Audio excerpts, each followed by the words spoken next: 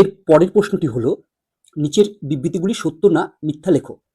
সত্য মিথ্যার প্রথম প্রশ্নটি হলো, এক্স মাইনাস থ্রি তার whole square equal to x square minus six x plus nine একটি দ্বিঘাত সমীকরণ। বলছে এই যে সমীকরণটা দেওয়া আছে এটি একটি দ্বিঘাত সমীকরণ হবে, এটি সত্য না মিথ্যা আমাদের বলতে হবে। দেখো, আমরা এই ধরনের সমীকরণ পেলে প্রথমে এটাকে সিম্পলিফাই করব, তারপর দেখব যে সিম্পলিফাই করা সমীকরণটি দ্বিঘাত সমীকরণ না দ্বিঘাত সমীকরণ নয়। দেখো, এই সমীকরণের বাম পক্ষে আছে এক্স মাইনাস থ্রি তার whole square. X minus three তার হোল স্কোয়ার, এটিকে আমরা ভাঙতে পারি এ মাইনাস বি তার হোল স্কোয়ারের সূত্র অনুযায়ী। তাহলে আমরা পাবো হচ্ছে x square minus two into x into three plus three square equal to, ডান দিকটি যা আছে তাই লিখলাম, x square minus six x plus nine.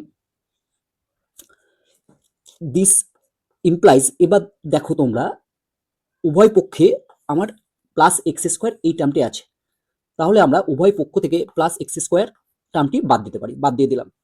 তাহলে আমার কি পড়ে থাকবে, দেখো এখানে পড়ে আছে হচ্ছে minus two into x into three মানে মাইনাস সিক্স এক্স প্লাস তিন স্কোয়ার মানে নাইন ইকুয়াল টু, ডান দিকেও পড়ে আছে আমার minus six x plus nine. এবার তোমরা খেয়াল করো যে বাম দিকে মাইনাস সিক্স এক্স এই টার্মটি আছে, আবার ডান দিকেও মাইনাস সিক্স এক্স এই টার্মটি আছে, দুটো টার্ম সেম, অর্থাৎ চিহ্ন সমেত দুটো টার্ম একই, তাই এই দুটো টার্ম আমরা উভয় পক্ষ থেকে বাদ দিলাম।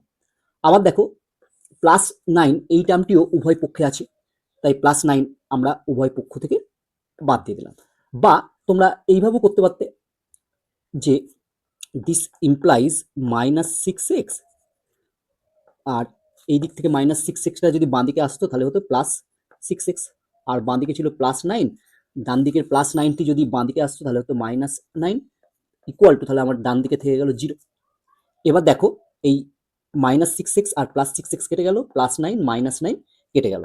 দিস ইমপ্লাইজ, তাহলে আমার বাম পক্ষে থাকলো জিরো ইকুয়াল টু ডান পক্ষেও থাকলো জিরো। তাহলে দেখো আমরা সমীকরণটির সিম্পলিফাই করে যেটি পেয়েছি সেটি হচ্ছে একটি অভেদ।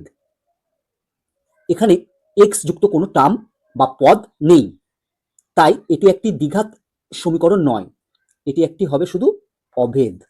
এটা একটা কি অভেদ বা আইডেন্টিটি, এটি দ্বিঘাত সমীকরণ নয়, দ্বিঘাত সমীকরণ নয়। তাহলে এক্ষেত্রে আমার বিবৃতিটি কি হলো না, এক্ষেত্রে আমার বিবৃতিটি হলো মিথ্যা।